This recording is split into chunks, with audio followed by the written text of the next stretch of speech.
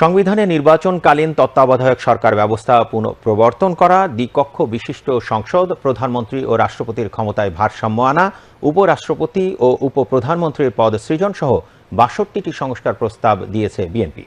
আজ মঙ্গলবার সকালে জাতীয় সংসদ ভবনে সংবিধান সংস্কার কমিশনের কাছে নিজেদের লিখিত প্রস্তাব জমা দেয় দলটি। পরে বিএনপির স্থায়ী কমিটির সদস্য সালাউদ্দিন আহমেদ সাংবাদিকদের বলেন, একই ব্যক্তি পরপর দুবারের বেশি প্রধানমন্ত্রী হতে পারবেন না, সংবিধানে এমন বিধান রাখারও প্রস্তাব করা হয়েছে। সংবিধান সংস্কার কমিশনের প্রধান অধ্যাপক আলী রিয়াজ সাংবাদিকদের জানান, সংবিধান সংস্কারে আগামী সপ্তাহে সারা দেশে জরিপ শুরু হবে।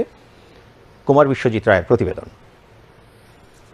মঙ্গলবার দুপুরে জাতীয় সংসদে সংবিধান সংস্কার কমিশনের কার্যালয়ে কমিশনের প্রধান অধ্যাপক আলী রিয়াজের কাছে লিখিত প্রস্তাবনা জমা দেন বিএনপির স্থায়ী কমিটির সদস্য সালাউদ্দিন আহমেদের নেতৃত্বে 2 সদস্যের প্রতিনিধি দল।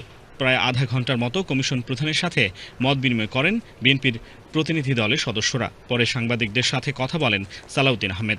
জানান, প্রস্তাবনায় প্রধানমন্ত্রী ও রাষ্ট্রপতির ক্ষমতায় ভারসাম্য, গণভোটের বিধান পুনঃপ্রবর্তন, সংসদে উচ্চ কক্ষ, 2 বারের বেশি প্রধানমন্ত্রী না হওয়া, উপপ্রধানমন্ত্রী ও উপরাষ্ট্রপতির বিধান রাখা, তত্ত্বাবধায়ক ব্যবস্থা ফিরিয়ে আনা সহ সংবিধানের ৬২ জায়গায় সংশোধনের প্রস্তাব দেওয়া হয়েছে।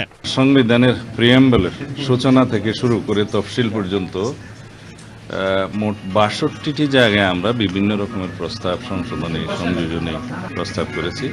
এগুলো ওনাদের কাছে জমা দিয়েছে, ওনারা বিবেচনা করবেন বলে আমরা আশা করি। প্রজাতন্ত্র, নির্বাহী বিভাগ, বিচার বিভাগ, আইন বিভাগ সহ এবং নির্বাচন কমিশন সহ সর্বত্র তফসিল সহ আমরা সব বিষয়ে আমরা অ্যাড্রেস করেছি, যাতে একটি গণতান্ত্রিক সংস্কার সাধিত হয় সংবিধানের এবং সেটার উপকার বাংলাদেশের জনগণ পায় এবং সব ক্ষেত্রে যেন একটা ব্যালেন্স অফ পাওয়ার সৃষ্টি হয় বাংলাদেশের রাষ্ট্রের সমস্ত অঙ্গের মধ্যে। এগুলো আমরা প্রস্তাব করছি।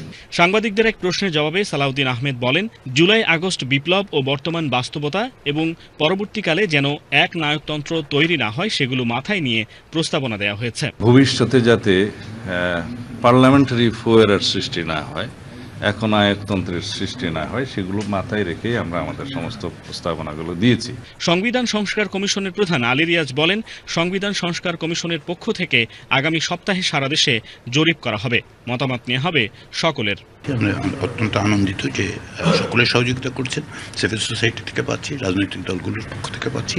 তো আমরা আশা করছি যে আমরা নির্ধারিত সময়ের মধ্যে আমাদের সুপারিশগুলো দিতে পারব। এর বাইরে যেটা আমরা আগামী সপ্তাহে থেকে অবশ্যই শুরু করব, সেটা হচ্ছে একটা জরিপ, সারা বাংলাদেশে একটা জরিপ তৈরি করব, যাতে করে সমস্ত ধরনের মানুষের মতগুলো আমরা পাই। 5 আগস্ট ছাত্র জনতার গণ অভ্যুত্থানে পতন হয় ফ্যাসিস্ট হাসিনা সরকারের। এরপরই বিভিন্ন মহল থেকেই দাবি উঠে সংবিধান সংস্কারের।